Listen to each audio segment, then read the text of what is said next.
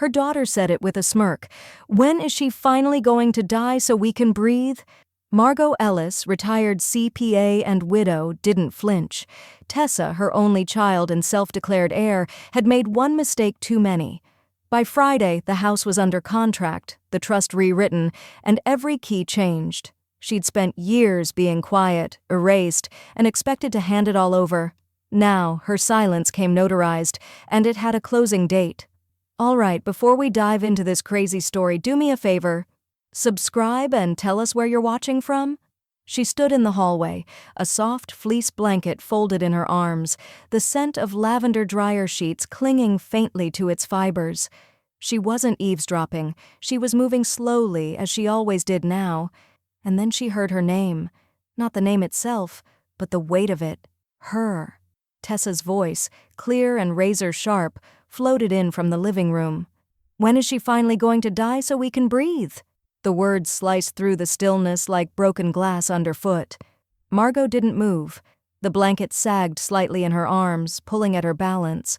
Her daughter's voice, her daughter, whom she once read Goodnight Moon to during thunderstorms, was now dry, impatient, brittle with calculation. She listened. Brent was there too, of course. He always was. She pictured him slouched on the leather couch she paid for, sipping from the ceramic mug he always left unwashed. His reply wasn't words, just a sound, a barely audible grunt, an agreement by silence. Tessa went on, her tone now louder, almost performative. The house, the money, we're just waiting, that's all. Everyone's just waiting. Margot turned. She walked back toward her room, her slippers silent against the wood floors she'd once polished with care, the blanket still in her arms. She passed the family photos in the hallway, the ones Tessa hadn't updated in 10 years, and paused briefly at one, a grainy snapshot of them at Wrightsville Beach, back when Tessa still reached for her hand in public. Margot couldn't remember the last time she'd seen her smile without it costing something. Inside her bedroom, she laid the blanket on the end of the bed with careful fingers. Then she sat at her vanity, the bulb above the mirror flickering once before holding steady. The room smelled of old perfume and faint lemon polish. She stared at her reflection, hair thinning but neat, the faint lines of age mapping across her cheeks like cracked porcelain. She leaned closer and whispered, almost like she was asking someone else. So that's what I am now. She didn't cry. Instead, she opened the top drawer, removed a small tin box of mints, and retrieved a folded piece of paper tucked beneath the plastic insert. It was a checklist, her handwriting, careful and squared, titled, Final Matters, Updates. She hadn't looked at it in nearly 4 years. The next hour passed in silence. Not the fragile, brittle kind that waits to be broken, but the type that thickens, solidifies, the kind people mistake for absence when it's really resolve. She made tea in the kitchen. Earl Grey, no sugar. Tessa and Brent were still in the living room, now scrolling on their phones, barely acknowledging her. When she passed behind the couch, neither looked up. Back in her room, she opened the closet. The estate folder was in a fireproof sleeve, buried behind old tax returns and warranty documents. She pulled it out, its weight heavier than she remembered. Not in pounds, in consequence. The pages were still orderly, clipped in place. Original deed to the house, her will notarized, living trust, power of attorney, all of it. Tessa's name appeared over and over again. Margot stared at the signature line, her own signature, flowing and precise, like the person she used to be, someone who believed her family would honor her because she had honored them. She set the folder on her nightstand. The lamp glowed soft amber across its glossy black surface. Outside, wind moved through the trees like whispering ghosts. And then, something small, but certain. Margot took a slow, full breath. She counted to 5 before letting it go. Not from fatigue, from control, from readiness. Then she reached for the phone on the dresser. Her finger hovered for only a second before dialing. Not Tessa, someone else. Not family, someone who remembered when family failed her. The living room curtains were thin, a pale cream that filtered sunlight just enough to soften the truth, but not hide it. Margot stood still behind them, two fingers holding the edge just slightly apart, careful not to shift the fabric too much. She didn't want them to know she was watching. They assumed she wasn't paying attention anymore. That age dulled vision, that silence meant absence, but her eyes were sharp enough. Outside, Tessa and Brent stood near the edge of the back patio. The weeds she had pulled just last month were already creeping up again, clawing between the cracks of the stone path.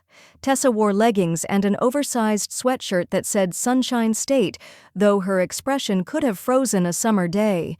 Brent was holding a phone in one hand, pointing at the patch of grass by the hydrangea bush with the other. "That's where the deck should go," he said. "A proper one, with a hot tub maybe. If we open it up all the way, we could even extend the kitchen windows."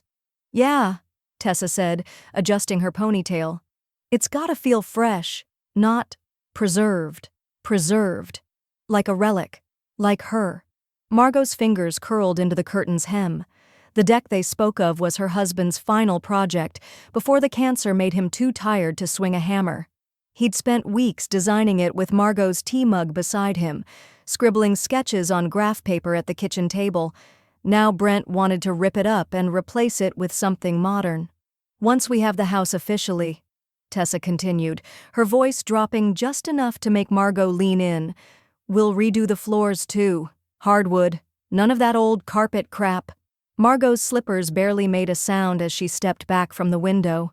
The air in the room was faintly floral, whatever was left of a potpourri sachet in her drawer, but now it tasted stale. She went to her desk, opened the middle drawer, and pulled out the worn spiral-bound notebook. The edges were frayed, the cover curled at one corner. In black ink on the front, in her precise block handwriting, "Things they forgot I remember." She flipped to a blank page, dated the top in clean strokes, and began to write. July 12th. They stood in the yard discussing what to demolish. "As if I'm already gone. Brent never paid back the $40,000 I loaned him. Tessa said she'd handle it. She didn't. Property tax still split in half, though they pretend they cover it all. They don't." She paused, letting the silence soak in, the sound of a bird warbling outside, the buzz of Brent's phone as he scrolled, a faint laugh from Tessa. Margot closed the notebook and tapped her fingers on the desk. They thought she was just filling time now, like a container with nothing inside but dust. But she had numbers, receipts, records, memory sharp as broken glass, and a plan.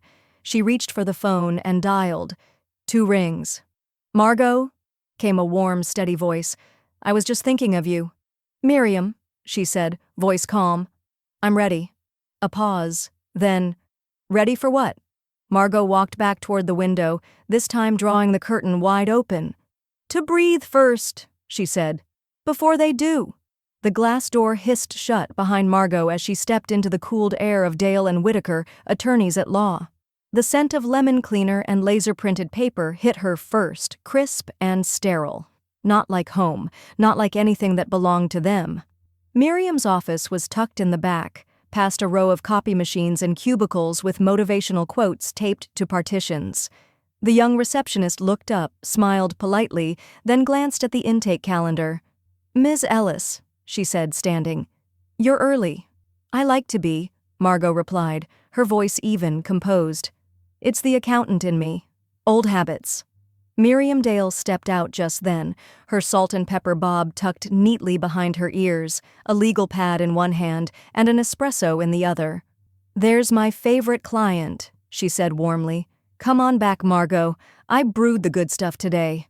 Margot followed her into the office, all mahogany and clean lines, books lining the wall in hardback formation like legal soldiers. She took her usual seat, the chair she'd first sat in 12 years ago to draft a will she thought would mean something. Miriam closed the door and clicked on her tablet. "You said you were ready," she began. "Ready for what exactly?" Margot placed the folder on the desk with quiet finality. "To turn off the lights," she said. Miriam paused, reading her expression, not confusion but clarity with a sharp edge. "You're not dying, Margot. So let's not start acting like it." "Exactly," she said, "which is why I'm not leaving the lights on for people just waiting for me to burn out." There was a moment of silence. not uncomfortable, but charged. Miriam opened the folder. Documents lay crisp and untouched. Living trust, durable power of attorney, will, home deed, insurance beneficiary forms, every signature inked by a woman who once believed her daughter would do right by her. Tessa's listed on everything, Miriam said.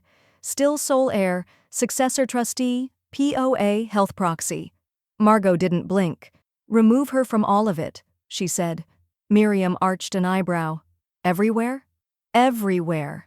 The pen in Miriam's hand stilled. Once we do this, it can't be undone without another round of notarization and documentation.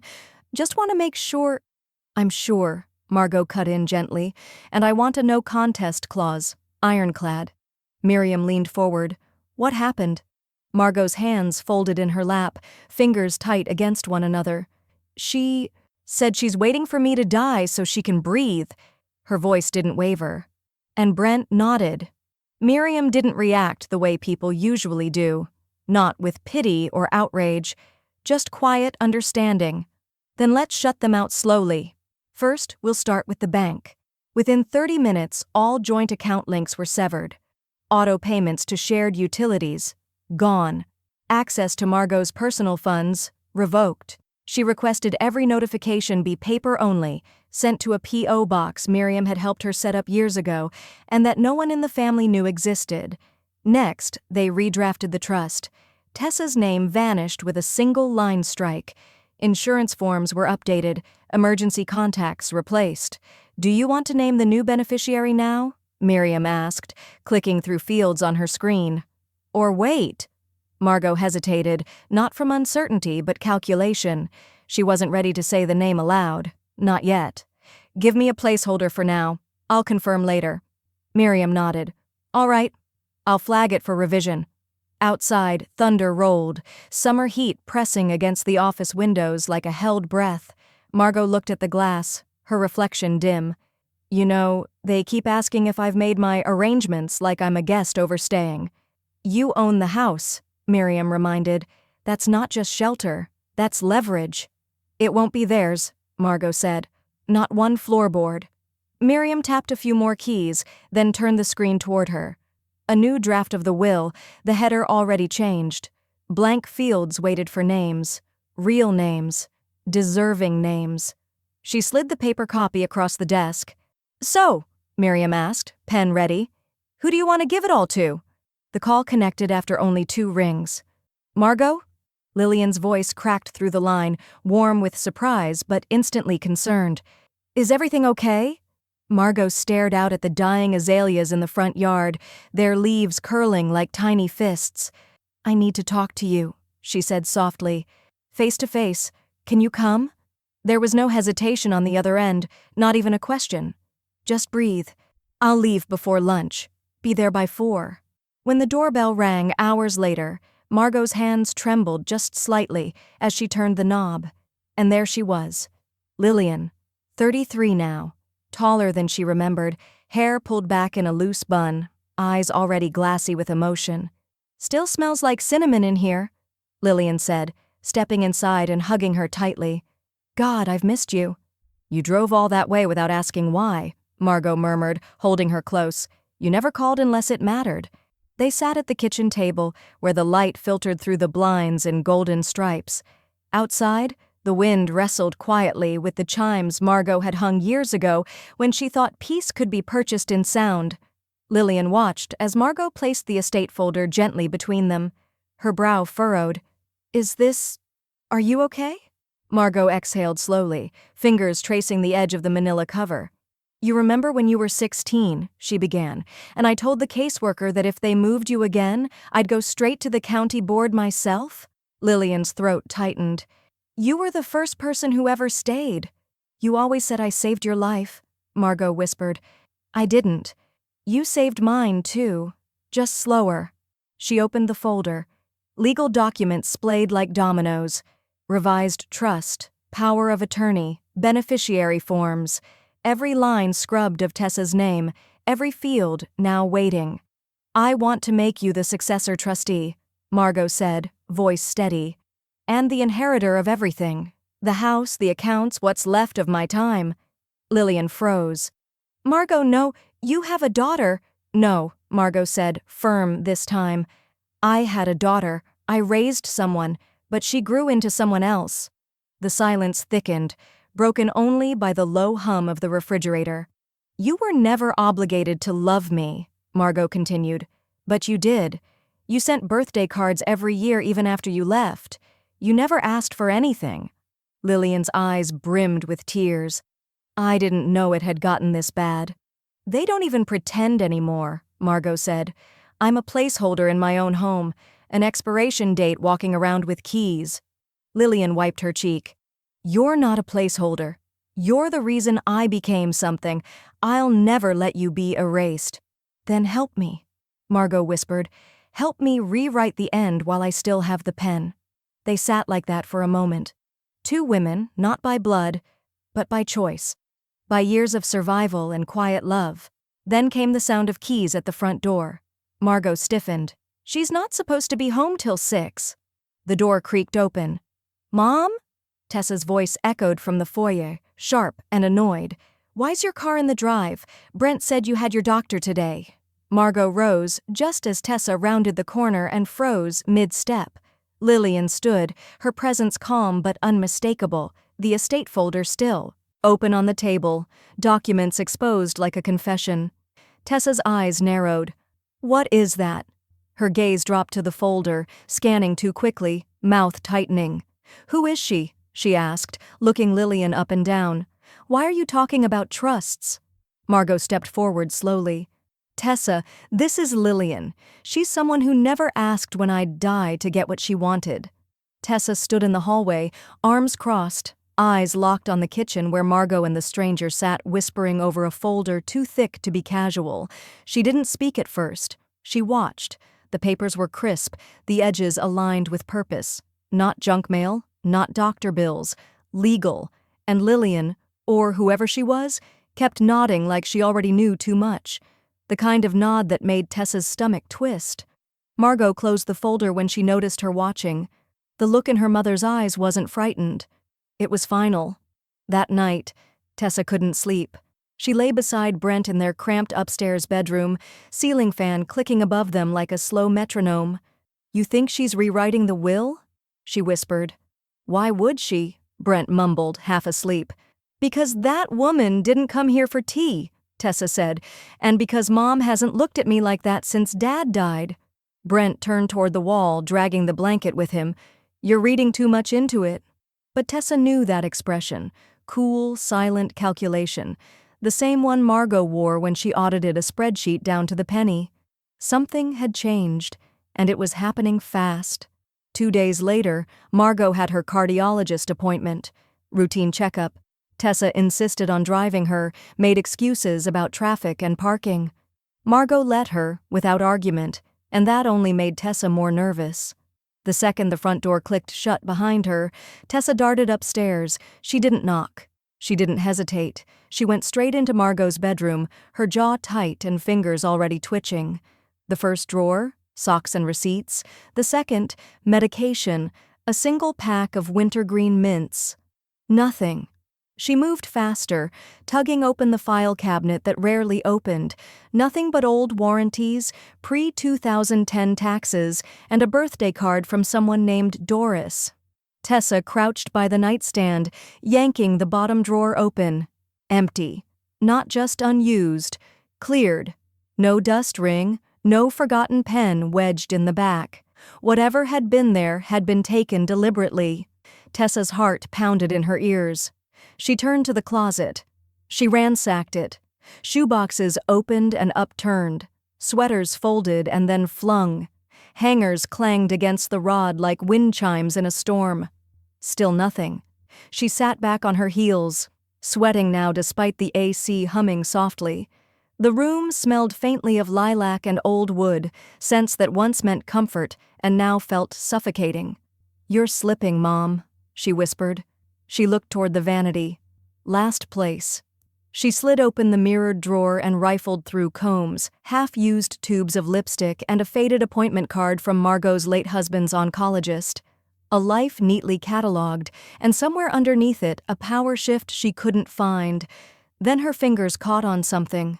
A folded sheet of paper. Just one. Out of place. Crooked. She pulled it out, unfolded it. It was a photocopy of a utility bill, her name and Margot's, both listed. But Margot had drawn a red X through hers, and circled Tessa's. Tessa stared at it, confused at first, and then horrified. "She's cutting me out," she whispered, piece by piece. She stood too quickly, bumping her knee on the dresser, wincing. She shoved everything back roughly and left the drawer slightly askew. Downstairs, Brent was sitting on the couch when she burst in. "We need to hurry," she said, pacing in the living room. "With what?" he asked, not looking up from his phone. "All of it," she snapped. "She's slipping. She's hiding things, planning something." Brent sighed. "You said she was always meticulous. Maybe she's just organizing." "No," Tessa snapped. "This is different. She's not organizing. She's erasing." He glanced at her now, the worry finally cracking through. "What are you going to do?" Tessa didn't answer. She just stared toward the staircase. Margot returned home 2 hours later. She moved through the house calmly, her keys still in hand, purse over her shoulder. She hung up her cardigan, slipped off her shoes, everything in its place. But when she stepped into her bedroom, she saw it, barely noticeable but not to her. The paper drawer on the nightstand wasn't aligned. Something inside had shifted. She walked over, opened it slowly. The copy was still there, but now it was crooked. Someone had touched it. Margot's lips curled slightly. Not in fear, in amusement. She straightened the paper carefully, closed the drawer with a soft click, and whispered, "Good. Let her worry." Next day, Margot pressed her palm flat against the doorframe as she stepped onto the porch. The sun sharp in the late afternoon sky, carving hard lines across the driveway. Her hand lingered on the wood, not in nostalgia, but in assessment. They walked through this house like it was already theirs, picked it apart like vultures circling a body not yet cold, but it wasn't theirs.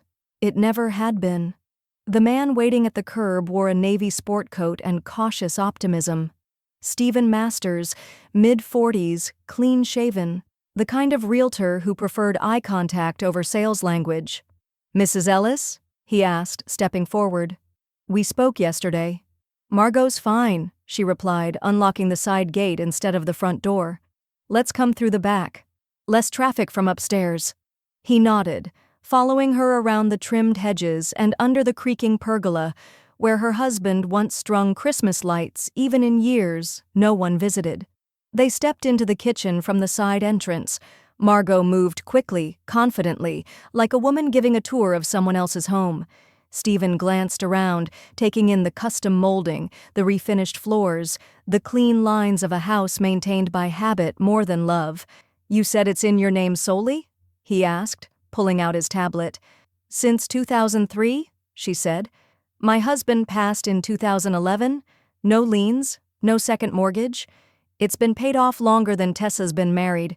He glanced up. "That's rare these days." "So is gratitude," she said. They moved room to room, dining, den, hallway. Stephen snapped discreet photos, his shoes making soft clicks against the hardwood. Margot made note of every sound. Upstairs, silence. Tessa and Brent were out, bar class and a late grocery run. She had roughly an hour. "It shows well," Stephen said. "You've kept it immaculate." "I don't keep it for them," Margot replied. "I keep it because I know where everything is." That's what aging really is, living in a museum you built with your own hands, only to realize others have started picking out the art for their own walls. He hesitated. "They know you're selling?" She turned and looked him dead in the eye. "They think they own it in spirit," she said, "but spirits can't sign closing papers." Stephen blinked, then nodded, impressed. "We'll list it quietly, no public signs. I have a couple clients looking for move-in ready homes in this zip code, retired military and a widowed dentist, both cash buyers, both low drama." "I like low drama," Margot said, "especially when it pays in full." He handed her a small folder. Preliminary listing documents. You can review and return. I can have it posted by the weekend." Margot took the folder, then walked him out the back again, careful not to leave any trace of his presence behind. Later that evening, Margot sat on the edge of her bed, legs crossed at the ankle, the unsigned folder resting in her lap. A light knock at the front door startled her. When she opened it, Lillian stood holding a brown paper bag and a Tupperware container. "Leftover pot roast," she said, smiling gently. "You haven't been eating. I can tell over the phone." Margot took the food and stepped aside to let her in. They sat together in the kitchen as the light shifted gold outside the window. Margot slid the real estate folder across the table. "I'm selling it," she said plainly. Lillian took a breath but didn't speak right away. She reached into her own bag and pulled out a small envelope. "I was going to wait," she said, "but maybe now's better." Margot opened the envelope. Inside was a printed map, with a small circle drawn in blue ink around a cottage-shaped structure. "Guest house," Lillian said. "Separate key, full bath, fenced garden. It's yours when you're ready." The key in Margot's hand was cold and sharp, fresh from the hardware store counter. It belonged to something new, small enough to carry, heavy enough to matter. The fireproof lockbox sat on the passenger seat beside her, still in its packaging, the weight of it like a sealed vault of choices. As she drove the quiet neighborhood backroads toward home, she didn't play the radio. The silence was intentional, the kind you needed when making irreversible decisions. She turned left onto Sycamore Drive, where the hydrangeas drooped in full summer bloom. Her neighbor Marcy's house came into view, the red door always slightly ajar in good weather, and the wind chimes clinking gently against one another like porcelain bones. Margot parked, picked up the box, and carried it under one arm like a precious bundle. Marcy opened the door before Margot knocked. "I saw you pull in," she said with a smile. "Coffee just finished." "I won't stay," Margot replied. "Just need a small favor." They stepped into the kitchen, the air warm with cinnamon and clean linens. Margot placed the lockbox on the counter and began unlatching the clips. Inside, she laid them one by one, the new will, notarized, the living trust, deed transfer paperwork, banking records with Tessa's name now absent, health directives, her husband's original death certificate, the one Tessa never asked to see. "You want me to hold on to this?" Marcy asked, tilting her head. "Not forever, just until the dust kicks up." Marcy didn't ask what that meant. She simply nodded and took the key from Margot's hand. "Top shelf of the laundry cabinet," she said. "Next to the old sewing machine. Nobody goes near it." "Perfect." Margot touched her shoulder, a rare gesture from someone who'd grown tired of touching things that no longer gave warmth in return. Back home, she walked through the front door with an empty tote bag and an alibi. By the next morning, Margot had accidentally forgotten to schedule the water bill. Then the internet. Then the gas. Tessa noticed, of course. And quickly. "Mom, Spectrum called," she said over breakfast. "They said the account was suspended for non-payment. Did you cancel it?" Margot blinked, feigning confusion. "Oh? I thought that was on autopay. Didn't you set that up, sweetheart?" "No, you did," Tessa snapped, eyes narrowing. "Are you okay?" "I'm 72, not 75, Margot replied coolly. "I still remember my own passwords." Brent chimed in from the hallway. "She's been slipping a little," he muttered. "It's probably just stress." "From what?" Margot called back. "Too much sitting around watching me wait to die?" The silence that followed was thick enough to chew. Later that afternoon, Tessa cornered her in the den, arms crossed, voice tighter. "We need to start discussing final arrangements, Mom. You know, for when things happen quickly." Margot looked up from her crossword puzzle. "You mean burial or cremation?" she asked flatly. Tessa's expression cracked. "It's not just that. It's what you want done with everything. We don't want to guess. We want to honor your wishes." Margot smiled faintly. "You already guessed. I heard you. The day you said you were just waiting. That was your guess, wasn't it?" Tessa didn't answer. She just turned and left the room, the sound of her heels sharp against the tile. That evening, Margot stood in her bedroom with the real estate documents spread out neatly across her dresser. The sun had dropped behind the trees, the light now amber and flickering. She picked up her phone and dialed Stephen Masters, the realtor. He answered on the first ring. "Margot?" She closed the last drawer of her dresser and locked it. "Go ahead and list it," she whispered. "I'm ready." The front door clicked shut at 11:42 a.m. Margot stood at the window, curtain cracked just wide enough to see Tessa back the SUV out of the driveway, Brent in the passenger seat, fiddling with something on his phone. The garage door rumbled closed behind them. A grocery run and a trip to Home Depot. She'd overheard it over their morning coffee, as if she weren't sitting 6 feet away. "Let's grab those patio tiles," Tessa had said, "so we're ready once it's our house." Margot turned from the window and exhaled. Today everything changed. 10 minutes later, Stephen Masters arrived in an unmarked gray sedan. He didn't wear a jacket this time, just rolled-up sleeves and a folder tucked beneath his arm. "We're still good for the walkthrough?" he asked, stepping in. "They'll be gone another hour," Margot said. "Maybe 2 if she gets sidetracked by throw pillows." Stephen smirked, respectful but knowing. Behind him, the inspector, a quiet man named Harris, carried a clipboard and a thermal camera. Margot led them through the house with the steady grace of someone erasing chalk lines. Room by room, she pointed, clarified, and translated her husband's past handiwork. The reinforced beams in the attic, the double insulation in the crawl space, the rewired fuse box they'd paid for out of pocket after a storm nearly fried it. Upstairs remained untouched. They wouldn't need to go there.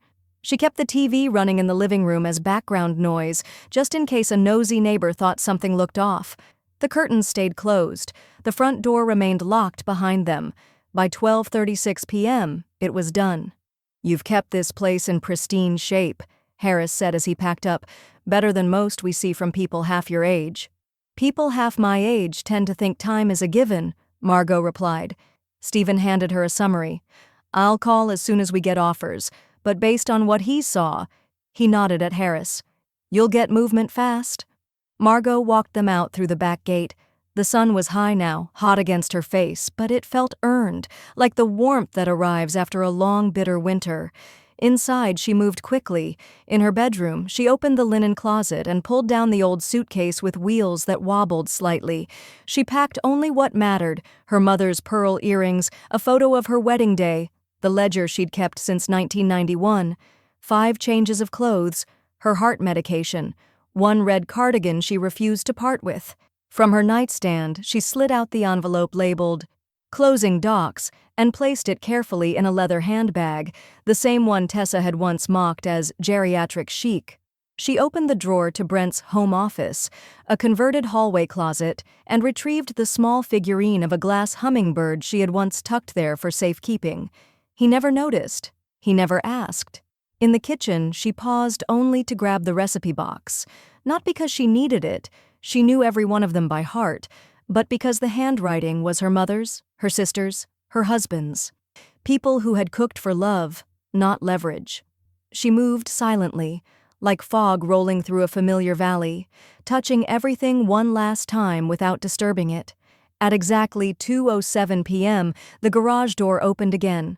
Margot was seated in the den with a crossword puzzle open in her lap and a glass of iced tea beside her, calm as glass.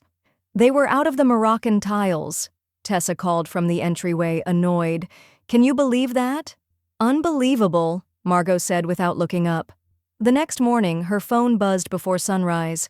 Stephen's voice was crisp, a thread of disbelief beneath his usual calm. "Margot," he said, "we just got a cash offer. 30 over asking. They want to close in 10 days. Margot stared out the window at her blooming hydrangeas, the ones Tessa planned to rip up.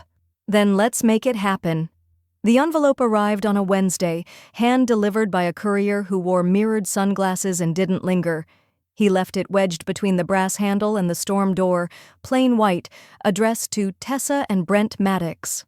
Margot watched from the living room, her hands wrapped loosely around a cooling cup of coffee. She didn't move until the courier's car had disappeared around the corner. By the time Tessa found the envelope that afternoon, the house was quiet.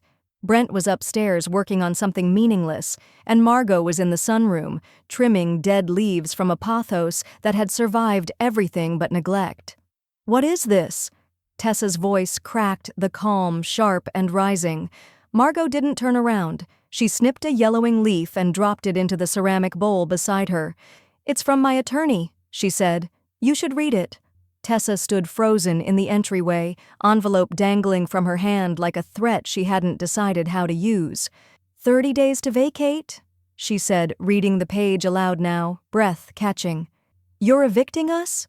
Margot turned slowly in her seat, looking up at her daughter with the kind of quiet finality that stripped away performance. "This is still my house," she said.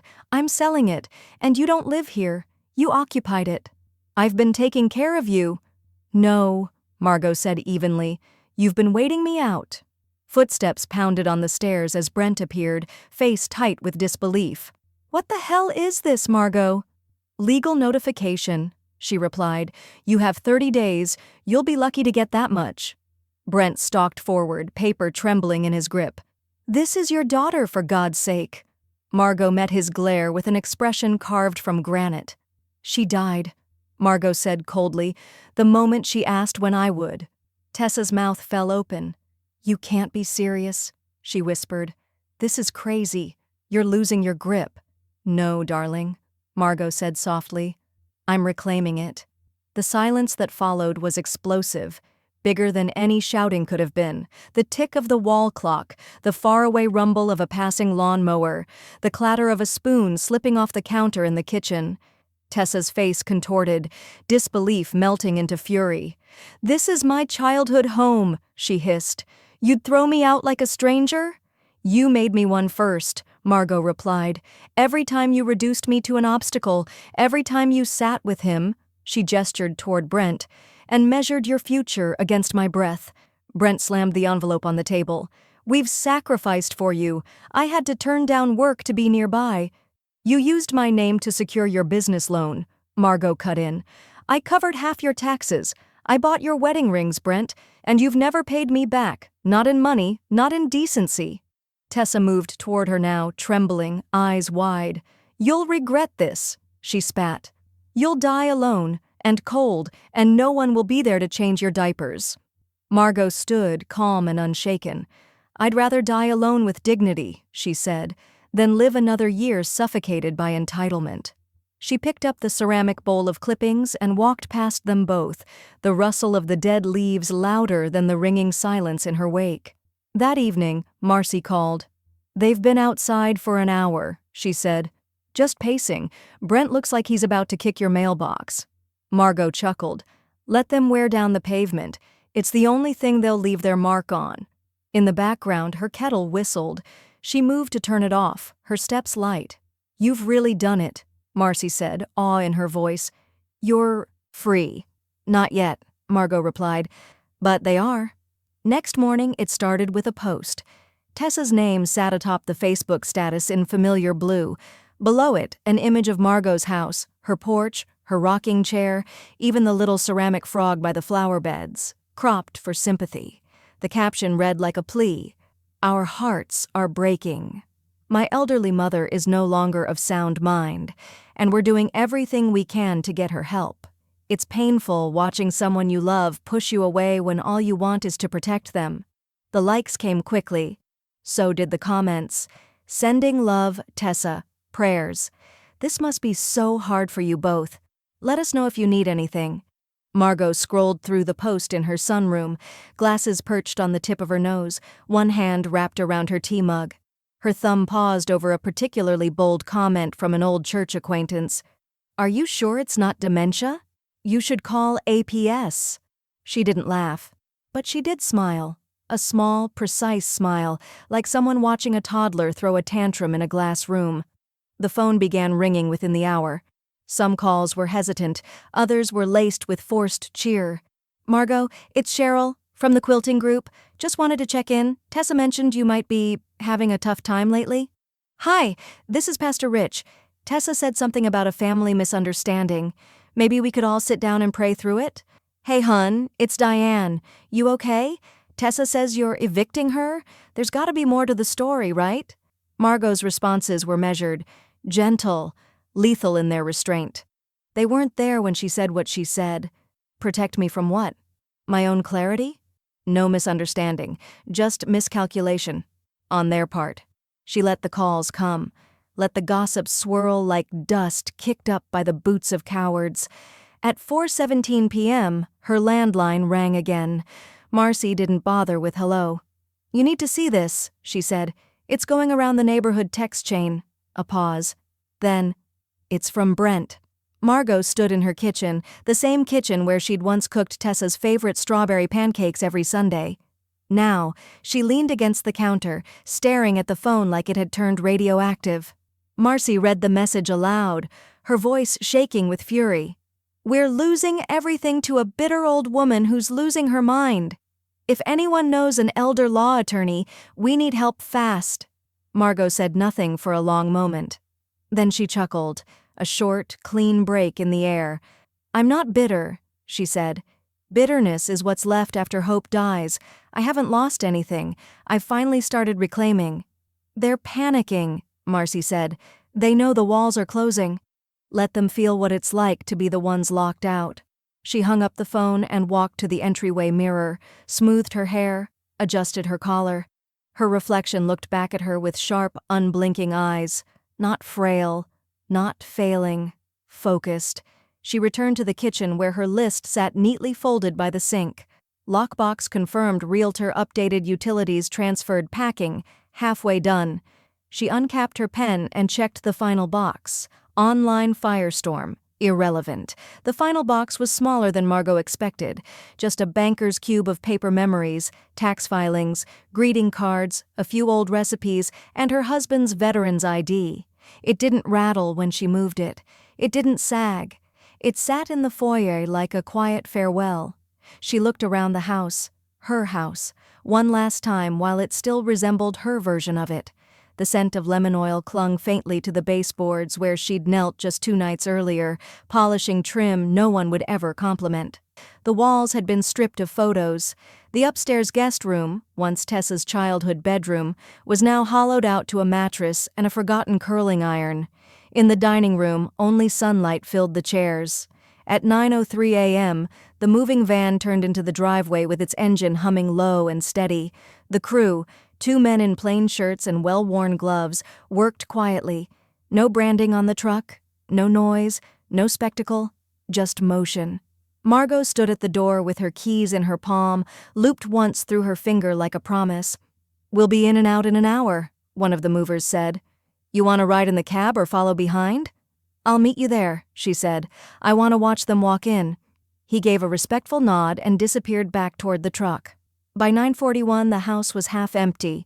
The pictures were gone, the quilts folded and packed. Only furniture remained, just enough to stage it, just enough to fool a casual glance, which was exactly the point. At 10:07, the front door banged open. Why are the windows open? Brent's voice echoed into the silence. Why does it smell like cleaner in here? Tessa followed 2 steps behind, stopping short when she entered the living room.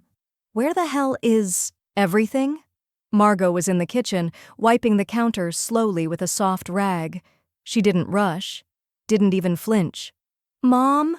Tessa's voice climbed. What did you do?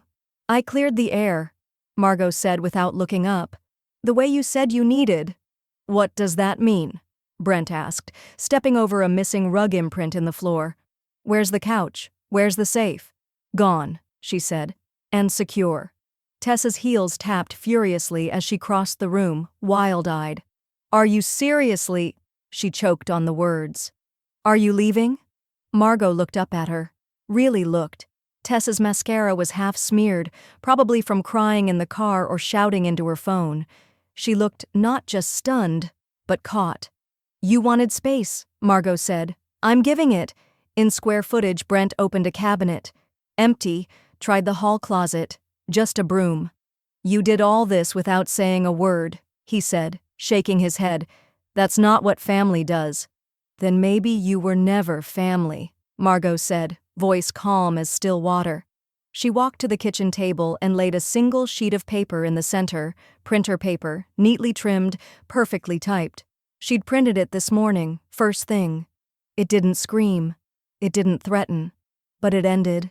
Tessa stepped closer and read it out loud. You took my breath. I took my name back. A choked sound escaped her lips. Not quite a cry, not quite a gasp. You're serious? Margot walked past her, not touching a thing. You'll be fine, she said. You have a whole world now, just not mine. Brent followed her to the door. You'll regret this, he said again, quieter this time. Margot paused, hand on the knob. No, she replied. I've regretted not doing it sooner. She stepped outside, sunlight warming her face, the air crisp and clean after last night's rain. She inhaled slowly, deeply, once, twice, and didn't look back. The wire transfer hit her account at 8:06 a.m. Margot watched it happen in real time, sitting at Marcy's kitchen counter with her coffee going cold beside her. Her banking app refreshed, and suddenly 6 digits bloomed across the screen like a second sunrise. The house, their house, as Tessa had once called it, was no longer hers, and somehow she'd never felt more like herself. You did it, Marcy said from the sink, her voice low with awe. Margot nodded, locking her phone and slipping it into her bag. I did. There was no fanfare, no champagne, no sighs of relief or wild celebratory gestures, just that quiet, precise click, the mental closing of a door. She left Marcy's with a hug and the feeling that, for once, the goodbye wasn't heavy. She wasn't leaving something behind, she was moving towards something. The road to Asheville curved like a ribbon through the Smokies, wrapped in the green of early summer. Margot drove in silence, windows cracked just enough to let in the scent of pine and honeysuckle. No one called, no one texted. She'd blocked them both, Brent and Tessa, the moment the sale cleared, let them scream into the void. She arrived just after noon. The sky had softened from morning gold to a gentle blue-gray, and the gravel beneath her tires crunched like applause as she turned into Lillian's long, tree-lined drive. The guest house sat tucked behind the main home, a cottage-style bungalow painted soft green, with white shutters and a porch swing already swaying in the breeze. Wind chimes above the door hummed gently, as if they'd been waiting for her. Lillian was waiting too, standing barefoot on the front step, arms open like she had every right to hold Margot, not out of pity, but out of belonging. You're early, she said, smiling, or maybe right on time. Margot stepped into her arms and let herself breathe, truly breathe, for the first time in months. I didn't stop, she said quietly, not once, not even for gas. You don't need to run anymore, Lillian replied. You're already here. Inside, the guest house was light-filled and warm. All pale wood, soft rugs, windows cracked open to birdsong. A quilted throw rested on a linen armchair, and a small stack of books sat on the side table next to a vase of fresh-cut daffodils. In the kitchen, Margot spotted a loaf of banana bread wrapped in wax paper. On the counter sat a mug that read, You are not invisible. You thought of everything, she said, eyes scanning the space with quiet wonder. No, Lillian said, handing her the mug. I just thought of you. Margot unpacked slowly, savoring the slowness. Each folded blouse and every carefully packed photo frame now had a rightful place. She opened the bathroom cabinet and saw her favorite brand of lotion already stocked. Her name was written in block letters on a labeled drawer in the fridge. It wasn't just hospitality, it was homemaking. For her. That evening, as dusk cooled the mountain air, Margot pulled back the sheets of the guest bed and found a handwritten card nestled against the pillow. Her name, Margot, written in Lillian, as steady cursive. She sat on the bed, the paper soft between her fingers. Inside, it read, You are not a burden. You are home. Margot didn't cry, but her breath caught, not from sadness, but from the sudden shock of safety. For the first time in years, she let her shoulders drop. The weight she'd carried for decades, guilt, silence, sacrifice, rolled off quietly, like a coat shrugged to the floor. The email came through at 9:18 a.m. with a subject line as predictable as it was hollow. Subject: urgent, legal action regarding estate transfer. Margot read it while seated at the breakfast table in Lillian's guest house, the scent of toasted walnut bread curling through the air. Sunlight warmed her shoulder. The birds outside carried on without pause. It felt surreal reading Tessa's name there, as if betrayal could be formalized in Times New Roman. She clicked it open. The body of the email was terse and sterile. A local attorney named Craig Wiseman was now representing the interests of Ms. Tessa Maddox and expressed concern over possible undue influence and suspicious timing of asset reassignment following a recent medical consultation. "They're accusing me of being manipulated," Margot murmured aloud. Lillian looked up from the stove. "Of course they are. It's the only way to explain why the golden goose got up and walked out of the coop." Margot smiled, but it didn't quite reach her eyes. 2 hours later, she sat across from Miriam Dale once again, this time in a downtown Asheville office suite with panoramic windows and steel gray carpet that absorbed every footfall like a whisper. Miriam didn't look rattled. She looked hungry. "They're going to regret this," she said, tapping her fingernail against a leather-bound folder. "You didn't just prepare well. You sealed this thing tighter than a submarine hatch." She opened the folder, revealing a symphony of signatures, notarized statements, medical evaluations, and 2 dated videos of Margot reading the updated terms aloud in full cognitive clarity. "Undue influence?" Miriam scoffed. "You made the changes in staggered intervals over months. You used separate witnesses, and we had your doctor submit a neurocognitive exam 3 weeks before the final amendment." "She'll still try," Margot said. "Tessa doesn't believe I can do anything without her." "Then let her pay someone hourly to learn otherwise." Miriam sent the formal reply that afternoon. It was short and sharp, like a scalpel.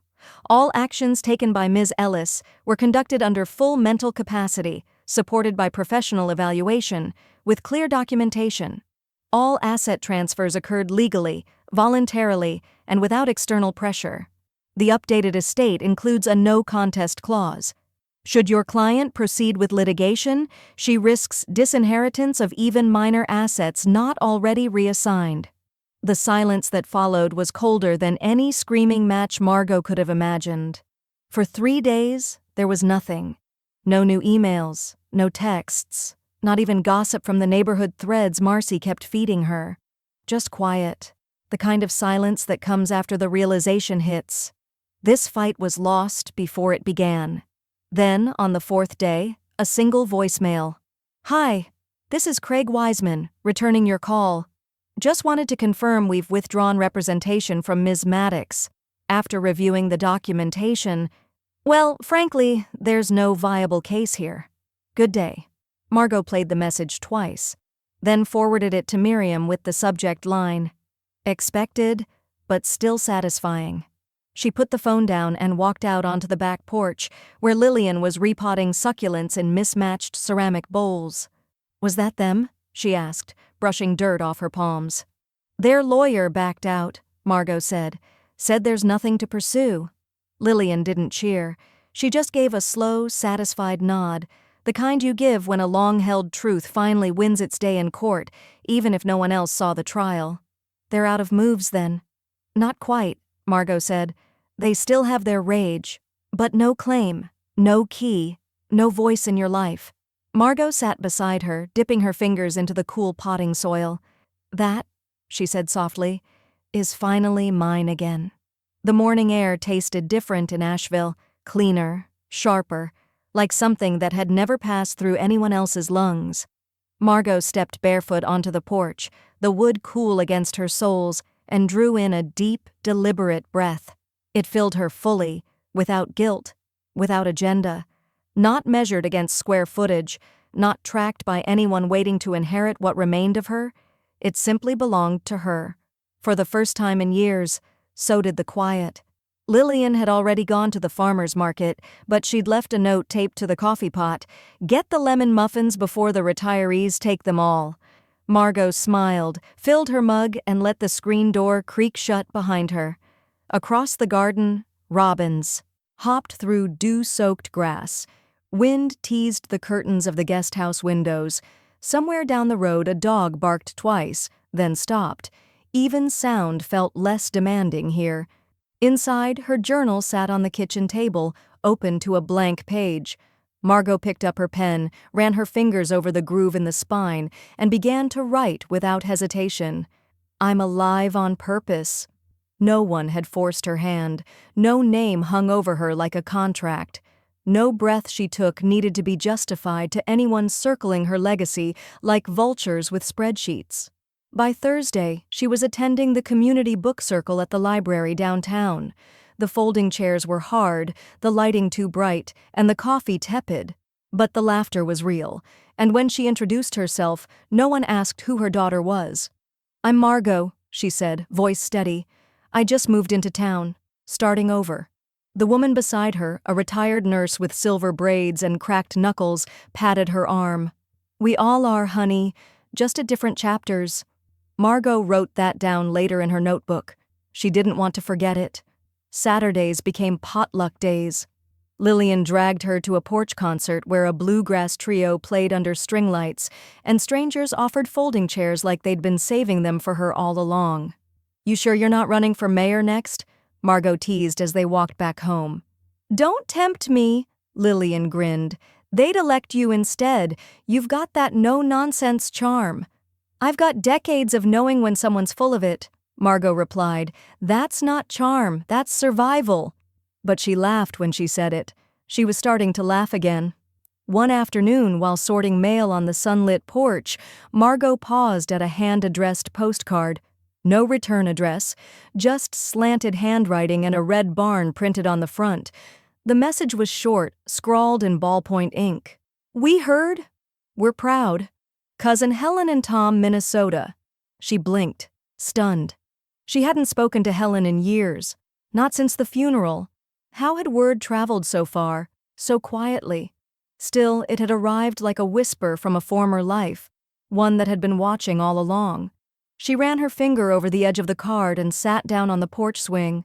The chains creaked gently as she rocked back, her breath slow, even hers. She didn't need to respond. Not yet. But she would. The letter had taken her 3 days to write, not because she didn't know what to say, but because she knew exactly what not to say. No apologies. No caveats. No soft language to soothe old wounds that never deserved healing. Margot sat at the oak writing desk in the guest house, her fountain pen gliding across thick parchment. The ink was blue-black, weighty, and permanent. The lamp cast a golden pool over the surface, and outside the windows, wind moved through the tall trees like someone breathing for the first time in years. The envelope read simply, "To be opened upon my death." Inside, the final version of her legacy letter, typed, signed, and witnessed. Clear, sharp, beyond dispute. She had tucked it in behind the official will, inside the same fireproof lockbox Marcy had returned to her after the sale closed. The letter didn't mention Tessa by name. It didn't need to. It began with a memory, the first time Margot realized that silence could be a weapon instead of a wound. Her mother, hands in flour, lips pressed together as her father raged about a missing hammer. She had said nothing, just stared at the wall until he ran out of fury. Margot had learned that silence, when chosen, could cut sharper than anything screamed in anger. Now it was her turn to wield it, not with violence, but precision. She signed over $25,000 to establish a small scholarship in her late husband's name. Not a huge fund, but enough to help a student each year, someone studying accounting from a working-class family. She wanted it to go to kids who understood numbers as more than math, as tools of survival. He believed in second chances, she told the coordinator on the phone. "I want this to be someone's first." Then came the envelope for Lillian. She didn't type that one. She wrote it by hand, her cursive still elegant, even as her fingers ached in the joints. The paper was cream-colored, the ink rich. She folded it once and sealed it with a wax stamp Lillian had bought her at a farmer's market booth the month before. The letter M pressed into red wax like a quiet crown. She placed it on Lillian's bed, under the copy of To Kill a Mockingbird they were reading together, and walked back to the porch where dusk had settled like smoke. The note read, "My breath gave her life. Yours gave me mine back. I don't need to know how you'll remember me, because I know you already do, in how you show up, in how you stay. Everything I gave her, she turned into air. Everything I gave you, you turned into roots. So I leave this life not empty, but planted. M." That night, as the mountains turned blue beneath the stars, Margot sat outside in a thick sweater, tea cooling in her hands. A whippoorwill called out in the trees, its rhythm slow and steady. She breathed with it, counting every rise of her chest like a prayer with no God. "She waited for my last breath," she said aloud, to no one. "But I used it to erase her from my ending. There was no thunderclap, no cosmic justice raining down, just peace. The long, honest kind." She glanced down at the journal in her lap. The last page was open. Just a few lines left. She wrote, "They called me dead, but I was just beginning to live again." She capped the pen, leaned back in the chair and closed her eyes, not in resignation, in arrival.